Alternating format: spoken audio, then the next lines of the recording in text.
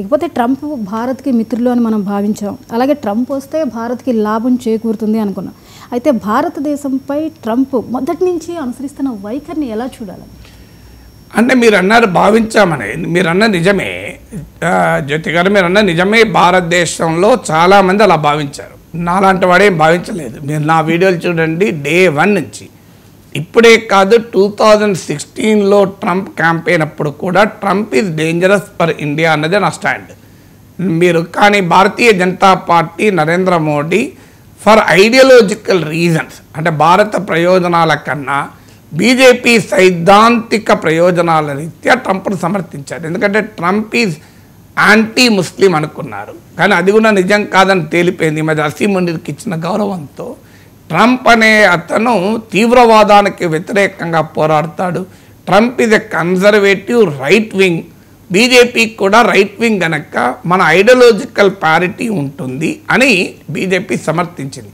Overseas friends BJP ట్రంప్కు ప్రచారం కూడా చేసింది.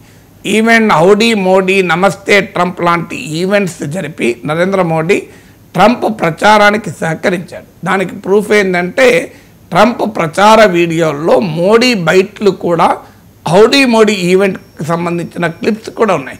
అబ్కి బార్ ట్రంప్ సర్కార్ అంటూ నినాదాలు కూడా ఇచ్చారు. అందువల్ల బీజేపీ సమాధానం చెప్పాలి.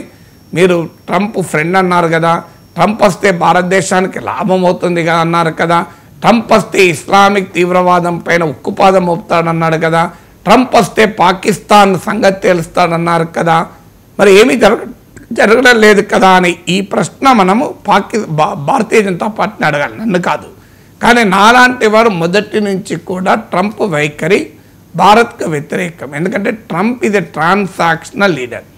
ట్రంప్ అమెరికన్ సుప్రిమసీని నిలబెట్టడానికి వేసేటువంటి ఎత్తుగడ. ఇప్పుడు ఉదాహరణకు రష్యాతో, పుటిన్తో ఫ్రెండ్షిప్ చేస్తున్నాడని వార్తలు వచ్చాయి. ఇప్పుడు ఏం చేస్తున్నాడు, మళ్ళీ రష్యాతో ట్రేడ్ చేస్తే టారిఫ్ విధిస్తా అంటున్నాడు.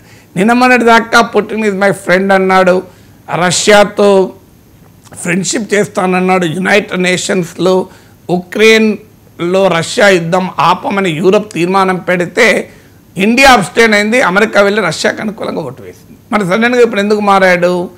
రష్యా మతలబ్ నిజంగా ఫ్రెండ్షిపా? కాదు. రష్యాను ఉపయోగించుకొని చైనాను ఐసోలేట్ చేయాలి అని అనుకున్నాడు. దీన్నే రివర్స్ కిస్సింజర్ డిప్లొమసీ అంటారు. 1970sలో కోల్డ్ వార్ పీరియడ్లో సోవియట్ యూనియన్కు ఈ రష్యాకు మధ్య, చైనాకు మధ్య విభేదాలున్న సమయంలో చైనాను దగ్గర తీయడం ద్వారా సోవియట్ యూనియన్ కౌంటర్ చేయాలన్నది కిస్సింజర్ డిప్లొమసీ అంటారు. హెన్రీ కిస్సింజర్ అనే ఫారిన్ అఫైర్స్ ఎక్స్పర్ట్ చెప్పిన సూత్రం ఇది.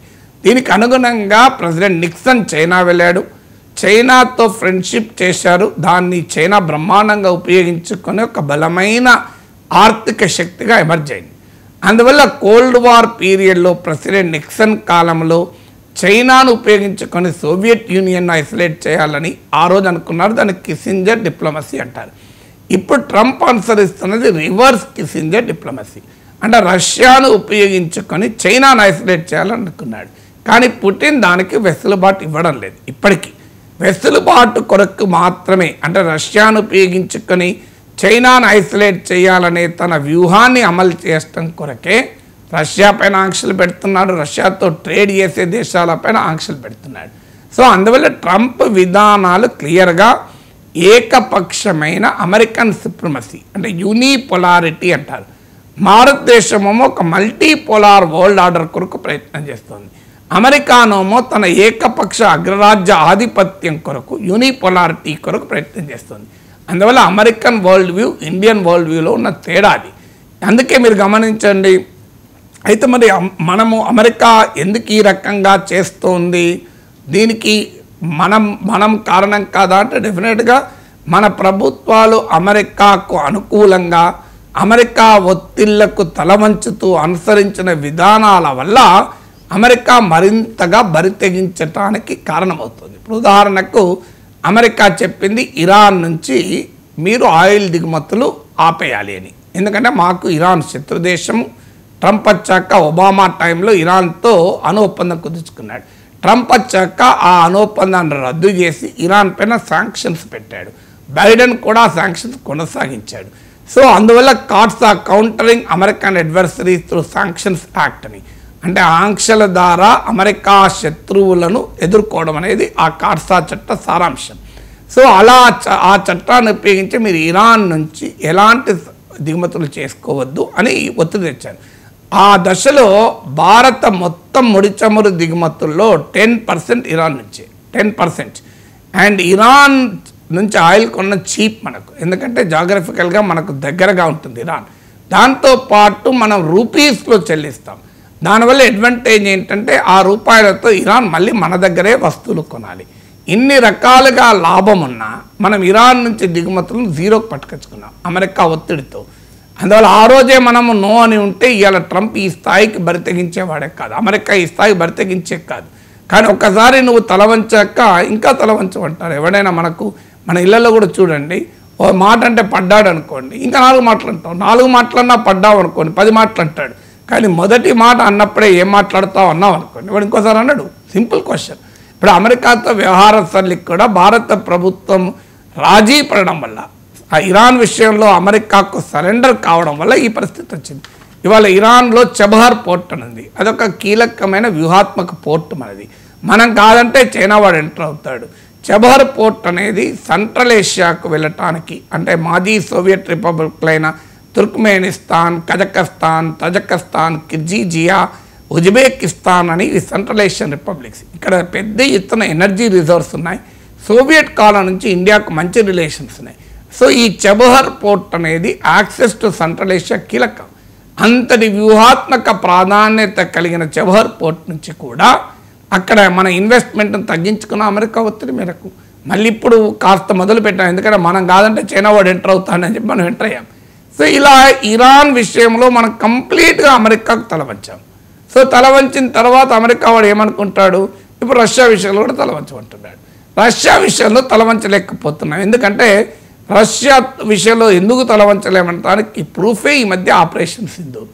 ఎందుకంటే ఇండియా పాకిస్తాన్ వార్లో ఒక్కటంటే మన ఎయిర్ బేస్ను కానీ మన మిలిటరీ అసెట్స్ కానీ పాకిస్తాన్ దాడి చేయలేకపోయింది. మనమేమో Sargodha air base, Nur Khan air base, పాకిస్తాన్లో ఉన్న 9 టెర్రరిస్ట్ స్థావరాలని, బహవల్పూర్ను, మునీర్కాలో ఉన్న లష్కర్ హెడ్ క్వార్టర్స్ను, మీకు బహల్పూర్లో ఉన్న Jaishe Mohammed headquarter attack చేయగలం. ఎలా అటాక్ చేయగలిగాం?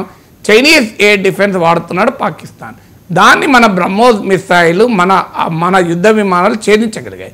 కానీ మనమేమో Russian made S-400 missile defence వాడాము. దాంతోపాటు మన దేశీయంగా తయారైన ఆకాశ్ మిసైల్ డిఫెన్స్ కూడా వాడాము.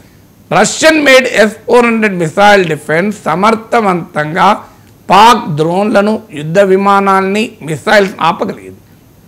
అలాంటప్పుడు అమెరికా ఒత్తిడి తెచ్చినా మోడీ ప్రభుత్వం రాజీ పడలేకపోయింది రష్యా విషయంలో.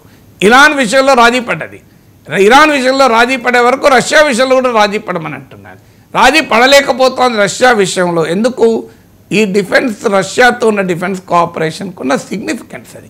అలాగే మనం ఒకప్పుడు ఇరాన్ విషయంలో మన భారతదేశ దిగుమతి అవసరాల్లో క్రూడ్ ఆయిల్ ఇంపోర్ట్స్లో 10% ఇరాన్ నుంచి ఉండేది. ఇప్పుడు రష్యా పరిస్థితి ఏంటి? లాస్ట్ మంత్ మన మొత్తం క్రూడ్ ఆయిల్ ఇంపోర్ట్స్లో 43% రష్యా నుంచి. తప్పదు, ఎందుకంటే ఆయిల్ ప్రైస్ పెరిగితే ఇండియాలో ధరలు పెరుగుతాయి, ఇన్ఫ్లేషన్ పెరుగుతుంది. అది మోడీ గవర్నమెంట్కు పొలిటికల్గా ప్రమాదం ఏర్పడుతుంది. అందుకే రష్యా విషయంలో మోడీ ప్రభుత్వం రాజీ పడలేకపోతుంది, గట్టిగా ఉండాల్సి వస్తుంది. ఒక రకంగా it is compelled to be stronger. అది ట్రంప్కు రుచించడం లేదు. అందువల్ల మనం అమెరికా వ్యూహాత్మక కౌగిల్లోకి వెళ్ళిపోతే ఇలాగే ఉంటుంది అనడానికి ఇది ఒక ప్రూఫ్. ఇప్పుడు మన చైనాకు వ్యతిరేకంగా అమెరికా నాయకత్వంలో క్వాడ్లోకి వెళ్ళాం. America, Japan, Australia, Indo Pacific ప్రాంతంలో అమెరికా వ్యూహాత్మక అవసరాలకు భారత్ ఉపయోగపడుతూ వస్తుంది. ఇది మొదటి నుంచి చెప్తున్నాం. మనకు చైనాతో డిస్ప్యూట్స్ ఉన్నాయి. చైనాతో డిస్ప్యూట్స్ను మనం బయలెటరల్గా తేల్చుకోవాలి. కానీ అమెరికాతో ఆధారపడి చైనాతో పోరాడలేము. ఎందుకు అనడానికి ఇటీవల ఆపరేషన్ సింధూర్ ఒక ఉదాహరణ కదా. పాకిస్తాన్ విషయంలో అమెరికా ఎలా వ్యవహరించిందో చూశాం కదా. పాకిస్తాన్ భారతదేశం మధ్య ఘర్షణలోనే అమెరికా మనకు సపోర్ట్ చేయకపోతే నిజంగానే భారత్ చైనాల మధ్య ఘర్షణ వస్తే అమెరికా మనకు సపోర్ట్ చేస్తుందా? ఇంతకన్నా అమాయకత్వం, మూర్ఖత్వం ఇంకోటి ఉంటుందా? అయినా మనం వెళ్ళి అమెరికా నాయకత్వాన్ని క్వాడ్లో చేరాం. మాలాంటి వాళ్ళం క్వాడ్లో చేరినప్పటి నుంచి చెప్తున్నాం ఇది మంచిది కాదు. మనకు అమెరికానా, చైనానా, రష్యానా కాదు. మన దేశ ప్రయోజనాల కొరకు మల్టీ అలైన్మెంట్, నాన్ అలైన్మెంట్, ఈ రెండు సూత్రాలు. నాన్ అలైన్మెంట్ అంటే మనము మన ప్రయోజనాలకు నిలబడతాం, independent foreign policy, strategic autonomy ఉండాలి, అది నాన్ అలైన్మెంట్. మల్టీ అలైన్మెంట్ అంటే ఏంటి? మన దేశ అవసరాలకు ఉపయోగపడే రీతిలో ఎవరితో సంబంధాలు ఉంటే వాళ్ళతో పెట్టుకుంటాం. ఇది చెబితే అమలు వినకుండా వెళ్ళి క్వాడ్లో వెళ్ళి అమెరికన్ స్ట్రాటజిక్ ఎంబ్రేస్లో వెళ్ళాం, అమెరికాతో స్ట్రాటజిక్ పార్ట్నర్షిప్ చేసుకున్నాం, అమెరికాతో లాజిస్టిక్స్ అగ్రిమెంట్లని రకరకాల అగ్రిమెంట్లు మన మిలిటరీని తీసుకెళ్ళి అమెరికా మిలిటరీకి ఒక రకంగా అనుసంధానం చేశాం. దాని ఫలితం ఇవాళ అనుభవిస్తున్నాం. ఇప్పుడు కాస్త మేల్కొని మోడీ ప్రభుత్వం ఇప్పుడు చైనాతో దోస్తానంటుంది. మీరు ఉదాహరణ చూడండి, చైనాతో జాయింట్ వెంచర్లు మొదలవుతున్నాయి, మళ్ళీ చైనాతో ట్రేడ్ మొదలవుతుంది, చైనా వాళ్లకు టూరిస్టులకు వీసాలు ఇస్తున్నారు. మన ఫారిన్ మినిస్టర్ చైనాకి వెళ్ళాడు, మన డిఫెన్స్ మినిస్టర్ చైనాకి వెళ్ళాడు. ఈ ఇయర్లో మోడీ కూడా చైనాకు వెళ్ళబోతున్నాడు. బార్డర్లో డిసెంగేజ్మెంట్ మొదలైంది. ఆఖరికి జాయింట్ వెంచర్, ఇప్పుడు మన ఇండియన్ కంపెనీ చైనీస్ కంపెనీలు కలిపి జాయింట్గా ప్రొడక్షన్ మొదలు పెడుతున్నారు. చైనా నుంచి పెద్ద ఎత్తున ఎఫ్డీఐని ఆహ్వానిస్తున్నాం. ఎందుకు? ఇప్పుడు ట్రంప్ దాడికి తట్టుకోవడానికి మళ్ళీ మొదలయ్యాం. మేము మొదటి నుంచి మాలాంటి వాళ్ళకి చెప్తున్నాం, అయ్యా ఇది కరెక్ట్ కాదు, మనం ఒక దేశంతో ఎదుర్కోవడానికి ఇంకో దేశంతో కలవకూడదు, అది ఉపయోగపడదు. అది అందులో పాకిస్తాన్ విషయంలో అమెరికా అనుసరించిన వైఖరి ఇందుకు ఉదాహరణ. అందువల్ల ఒకటి, మన దేశం we have to be stronger, number 1. Number 2, we have to align according to our needs. మన అవసరాలకు అనుగుణంగా మనం ఏ దేశంతో కలవాలనుకుంటే ఆ దేశంతో కలుస్తాం. 3, మన దేశ వ్యూహాత్మక స్వయం ప్రతిపత్తిని వదులుకోవద్దు, స్ట్రాటజిక్ అటానమీని వదులుకోవద్దు. అంటే ఈ ప్రభుత్వం, మోడీ ప్రభుత్వం, అంతకుముందు కాంగ్రెస్ ప్రభుత్వాలకు కూడా గత కొన్ని దశాబ్దాలుగా పోస్ట్ కోల్డ్ వార్ పీరియడ్లో అమెరికన్ అనుకూల ఫారిన్ పాలసీ, అమెరికన్ అనుకూల స్ట్రాటజిక్ పాలసీ, వీటిని అనుసరించిన ఫలితం ఇవాళ అనుభవిస్తున్నాం. అంటే అర్థం అమెరికాతో సంబంధాలు వద్దని కాదు, అమెరికాతో ఉపయోగపడే చోట అమెరికా వైపు ఉంటాం, అమెరికాతో ఉపయోగపడని చోట రష్యాతో ఉంటాం. అన్ని చోట్ల అమెరికాతో ఉండాలని ఏమీ లేదు కదా. కొన్ని చోట్ల అమెరికాతో ఉంటేనే ప్రయోజనం, ఖచ్చితంగా అమెరికాతో ఉంటాం. కొన్ని చోట్ల రష్యాతో ఉంటే ప్రయోజనం, రష్యాతో ఉంటాం. కొన్ని చోట్ల యూరోప్తో ఉంటే ప్రయోజనం, యూరోప్తో ఉంటాం. అమెరికా ఉండడం లేదా, చైనా ఉండడం లేదా, పాకిస్తాన్ ఉండదు. ఇప్పుడు పాకిస్తాన్ చూడండి, అమెరికాతో ఫ్రెండ్షిప్, చైనాతో ఫ్రెండ్షిప్, అమెరికాకు చైనాకు పడదు, అయినా 2 దేశాలతో ఫ్రెండ్షిప్. ఇరాన్తో ఫ్రెండ్షిప్, ఇజ్రాయెల్ మిత్రదేశం, అమెరికాతో ఫ్రెండ్షిప్.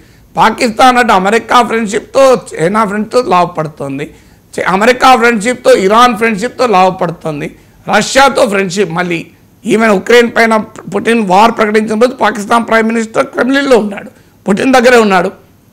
అందువల్ల మనం కూడా అంతే, మనకి ఏది లాభం ఉంటే అటువైపు ఉంటాం. ఈ విధానం అనుసరించండి అంటే వెళ్ళి నమస్తే ట్రంప్, హౌడీ మోడీ, కెంచో ట్రంప్ అనుకుంటే ట్రంప్ వెనకాల తిరిగింది భారత ప్రభుత్వం. ఇప్పుడు అందుకే భారత ప్రభుత్వమే సమాధానం చెప్పాలి. మీకు అంత క్లోజ్ ఫ్రెండ్ కెంచో ట్రంప్, నమస్తే ట్రంప్, హౌడీ మోడీ అన్నారు కదా, ఏమైంది చెప్పండి. ఇప్పుడు ట్రంప్ ఫుట్బాల్ ఆడుతున్నాడు కదా.